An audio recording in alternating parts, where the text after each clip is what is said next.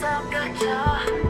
This is the Top Gun Show. The Top Gun Show. With Steve Farmer. Welcome to the Top Gun Show. This is the Top Gun Show.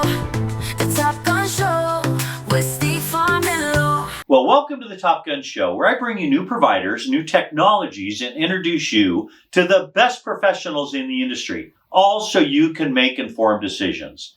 Today, I'd like to welcome Sam Carmicael, the Sales Director for OpenText, the sponsor of the Top Gun Show. Sam has spent more than 10 years leading and scaling cybersecurity sales teams, helping organizations protect critical data, strengthen operational resilience, and execute programs that stand up to the real-world threats and regulatory scrutiny. As a recently recognized top 1% AI user, he spends his free time learning, applying, and coaching others on practical AI. Sam, congratulations. You made it to the Top Gun Show. Thank you. I hope to be the top one on the Top Gun. The top 1%. You got it. You got it. Well, hey, let's start with this. Give us a recap of the services offered by OpenText and describe the customers that you guys help the most. Yeah, so at OpenText, we really think of our services in three key buckets. We have prevent and protect. How do you stop threats from getting into your business? Restore and recover. Once they get into your business, how do we recover your mission critical systems and keep everything running? And then manage services. Like, where does it make sense to augment your own internal IT staff with some disaster recovery, cybersecurity, or data protection experts? So like, the overall outcome is really simple. We're trying to reduce the likelihood of a ransomware incident, cybersecurity incident. And if something does get through, how can we get back up and running as fast as possible? Love it. Perfect. Good stuff. Good stuff. Well, hey, I know you work closely with partners on the front line. Yep. So what are you seeing to be the biggest pain points you hear from resellers when it comes to building a cybersecurity and data protection practice? Okay, so we talk to resellers and directors and CEOs of resellers all day and every day. And normally we're hearing about like three key things, some of their pain points when they're trying to build this into their practice. Maybe they don't have a ton of experience yet, or it's not kicking off the way they want. One is they're getting stuck with one and done projects. They're selling point solutions from one vendor or just selling a single server, and then that's it. Customer goes dark until renewal time and then eventually churns out.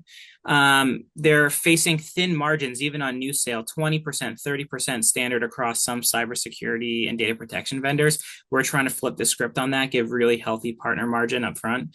And just it's complex and it can kind of be scary for their team to learn if their team is used to selling printers and ink toner and servers and endpoints. It can be complex to get them to have the technical acumen to actually go out there and create opportunities. We try to simplify that, basically every day when we're talking to them. How can we help them create more opportunities? And how can we simplify it for their team where they can benefit their relationships, but still benefit from winning the cybersecurity portion of the business? I love it. Keeping it simple is the key, man. And because if they're not comfortable with it at all, then they're not going to tee you up. So that's good. Anyway, given those pain points, where are you seeing partners winning right now? Yeah, good question. So partners winning right now, a lot of them, we see like simple land and expand motions. One of the benefits of us is we have like 25 different table stakes solutions in the cybersecurity, antivirus, backup, data protection, and disaster recovery space. So like if they can get anyone on the hook, even for a conversation, when they're working with us, as long as they start that conversation, we can align to any project that IT director has coming up in the next 3, 6, or 9 months. When selling other point solutions, like maybe they're selling MDR from like a popular provider, they're only selling MDR. And if it doesn't fit that narrow scope, then the opportunity is basically over and they wasted a lot of prospecting time. With OpenText, it starts at the conversation and the relationship level, because the second we can establish like an actual conversation with an IT director, we can truly become like a vendor that builds a partnership over multiple years, because no matter what they have on their waterfall sprint coming up or IT tickets they need to close, we have something that aligns to one of those projects. So So basically, just starting the conversations and getting those relationships started leads to 1, 2, 3, 4 different product sales from the OpenText portfolio into these current accounts. And if the partner rep isn't winning that cybersecurity business or data protection business, there are other reseller reps who are going after that green space in your account. So my advice is, learn a little bit, contact anyone on our team. We'll teach you how to do it. And let's break into that in your accounts if you don't have it yet. Perfect. I love that. I love that. What's the easiest way for a new partner to tee up that conversation? I mean, how do they introduce you? Yeah, typically they lead with, something they're currently selling. They're selling servers all the time. They're selling endpoints all the time. They're selling Microsoft 365 licensing all the time. Very easy to start the conversation with something like, hey, I noticed that we actually haven't worked on any of your data protection projects in a while. Obviously you buy service from us. Is there a reason for that? Or is that something we can throw our hat in the ring for? So by asking for the backup business with one of those, it normally starts the conversation. And to be clear, the second that conversation starts, when they get on the discovery call and they start learning about that product, once they see everything we have, the conversations just naturally start flowing. So it's really just those attachment sales from selling Microsoft 365 licensing, or maybe you help them monitor like their exchange online, right? Well, what are you doing to back up those files? How do you encrypt important emails? All of that plays into starting the first conversation, and that's really all you need when partnering with OpenText Cybersecurity. Love it. Good stuff, man. You do make it easy. I love that. I love that. Well, Sam, you look like an interesting guy. You do. You look like you have some fun facts about yourself. Why don't you tell the millions and millions of people that are watching you right now a fun, interesting fact about yourself? I think a fun, interesting fact about myself that will reach millions of people, if those millions of people didn't see me the first time from this other source, was I was actually on, I think it was like season 9 of the Conan O'Brien show, up on stage with a close friend of mine, I like to say, but not really, Conan O'Brien himself. And so when you put me and Conan in a room together, like obviously, the jokes kind of write themselves.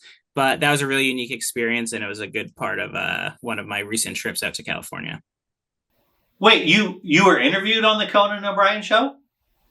You could call it an interview. It started as crowd work. It went really well. He pulled us up on stage. There was a bunch of banter back and forth. There was during one of the elections. They made some comparisons. And Conan famously said, he's talking to his co-host, Andy, while I'm up on stage. And he said, Andy, this is me if I was a real man. And I don't know if the compliments from Conan get any better than that. I think the comparison was just about the beard versus no beard. But if you stand next to Conan, he's actually very, very tall. And he was a treat. He came over after the show and was talking to me and my friend and saying thanks for like being good sports, but it was completely unplanned. And it lasted for a good 5 minutes. I got to say, I've done like 1,200 interviews. I don't think I've talked to anybody who's been interviewed by Conan O'Brien. Way to go. Yep. Well, we're in good company, and the shows are of equal caliber and reach, and so we're just trying to hit all our favorite shows. Well, Conan keeps writing me. His PR people write me. He wants to be on the Top Gun show, but I said, you know what? I got Sam Carmicael coming on, who's a real man.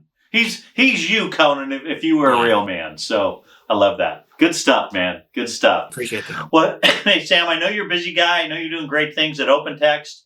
Really proud to have OpenText and your colleagues on the show. Thank you for carving out time out of your schedule to be on the Top Gun show today. I appreciate it.